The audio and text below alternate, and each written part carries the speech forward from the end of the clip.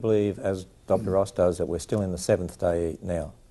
Yeah, I think Hebrews really speaks of that, Okay. God is still resting. Could I just ask you a question then? Yeah, I mean, the sure. Lord blessed the Sabbath day.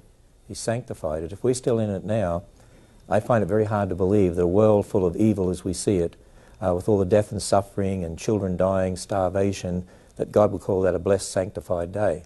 And the other thing is that, you know, I know Dr. Ross believes in billions of years. If underneath the ground, Adam and Eve were standing on bones and cancer, because there's evidence of cancer and brain tumours in the fossil record, it's hard to understand how God would call all that very good and then bless the Sabbath, the Sabbath day, and sanctify it. Can we hold on to that one till the next program when we talk about Adam and Eve?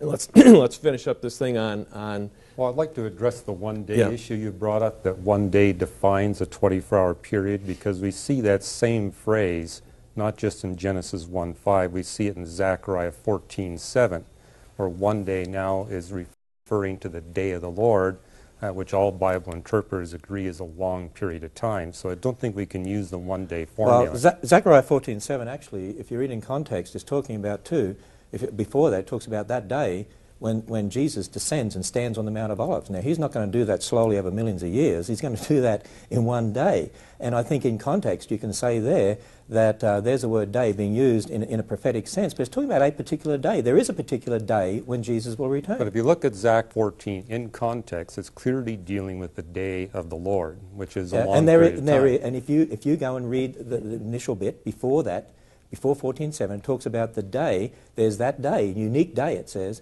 when Jesus will stand on the Mount of Olives. It's talking about a unique day. It's one day. Well, this is where we disagree, Ken. Well, I mean, you've got your interpretation. We have ours. It's not a matter of disagreeing. It's a matter of what the text says. Exactly. What does the text say? It's saying that Jesus descends and stands on and it says that day when he stands on the Mount of Olives.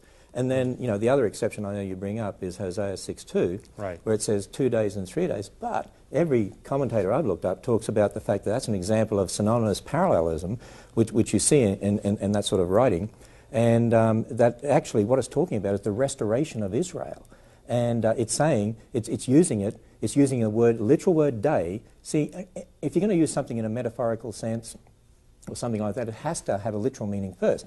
And so you have to have the literal meaning of an ordinary day, 2 days, 3 days, to say this is going to be a short time. Otherwise, if it meant long times, it would be meaningless, and it would not be a prophecy to the Jews. Hosea 6:2 says that Israel would be without a king for 1 day and then 2 days, and then the king would be restored. And if you just look at Israeli history, they've clearly been without a ruler for a couple of thousand years. That's synonymous parallelism. And what it's using is the word literal day to talk about, you know, for instance, 2 days and 3 days.